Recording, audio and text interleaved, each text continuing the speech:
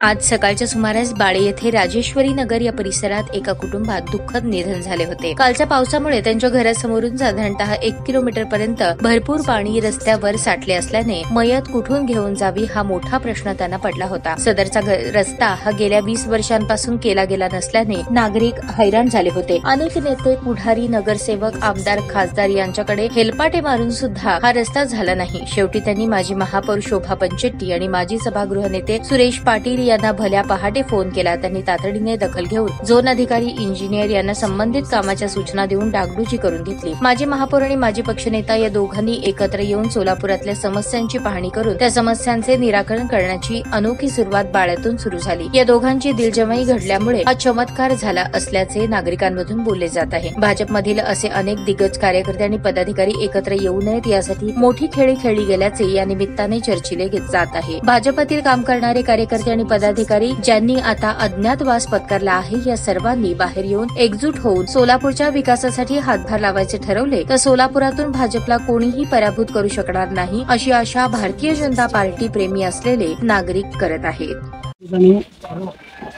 बाळे येथे राजेश्वरी नगर या ठिकाणी आज मला इथल्या रहिवाशांनी फोन केला, त्याबद्दल मी या ठिकाणी आलो।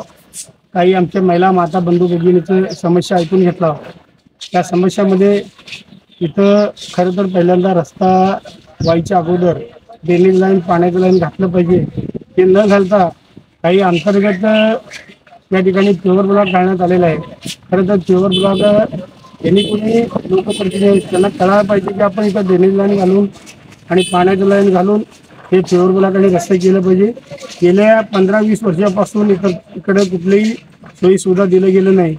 मला तर आश्चर्य वाटतंय, आपण अनेक लोक इथं नगरसेवक आहे, आमदार आहेत, खासदार आहेत, पण नगरसेवकाला तुटपुंजी निधी असतंय, इथं आमदार आणि खासदारांना भरपूर निधी असतंय।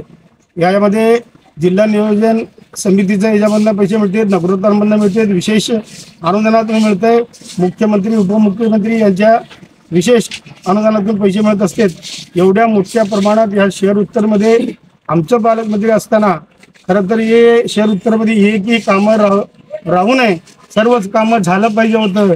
पण इथल्या नागरिकांनी म्हणजे असलं रस्ता किंवा असले कामं या ठिकाणी झाले नाहीत आणि इथले नागरिकांनी वारंवार तक्रार करूनही त्यांचं समस्येचे निराकरण झालं नाही, हे दुर्दैवी वाटतंय। गेल्या 2.5-3 वर्षापासून प्रशासकीय राजवट लागू आहे। इथल्या नगरसेवकांना किंवा आम्हाला कोणाला निधी मिळत नाही।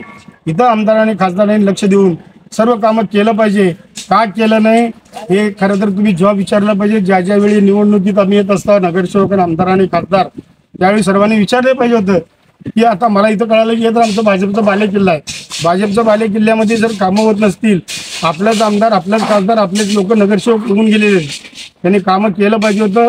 यापुढेही आता 2.5 वर्षात झाले नसतील तर हे काम करावं। आता आम्ही इथं आलो, ते एक लहान मुलगा या ठिकाणी वारलाय, तो संघर्ष योद्धा होता, तो तक्रार केलेला होता, तो तक्रार केल्यानंतरही या ठिकाणी काम झालं नाही, दुर्दैवी आहे। आज जर आम्ही आता संबंधित अधिकाऱ्यांना फोन करून या ठिकाणी बोलवलं, आंतुळेकर साहेब असू दे, कन्ना साहेब असू दे, पवार साहेब असू दे, सर्वजण आले, परंतु महापौरांनी पत्र देऊन बी काम झालं नाही, हे खरं तर निषेधार्थ आहे। या महानगरपालिकेचे अधिकारी आम्हाला जेव्हा निधी मिळत होतं महानगरपालिकेत तेव्हा आम्ही सर्व कामं सुचवत होतो। आता आमचं तर निधी नाही आहे, भांडवली काम नाही आहे, वार्ड वाईज नाही आहे, त्यामधनं कोट्यवधी रुपये, जवळजवळ 100, 150, 200 कोटी रुपये असतात। त्यामधनं खरं तर माननीय आयुक्त साहेबांनी आणि संबंधित खातेप्रमुखांनी या ठिकाणी येऊन सर्व कामं केलं पाहिजे होतं, केलं नाही। यापुढं जर असं झालं, इथल्या सर्व नगरसेवकांना, इथल्या लोकप्रतिनिधींना आम्ही महापौर ताई सर्वजण मिळून मोठ्या प्रमाणात आंदोलन करू।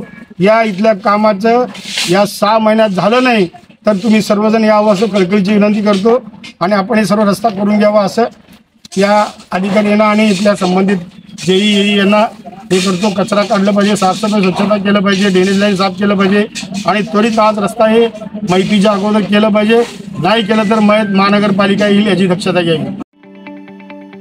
ताज्या बातम्या पाहण्यासाठी प्राईम महाराष्ट्र न्यूज चॅनलला सबस्क्राईब करा।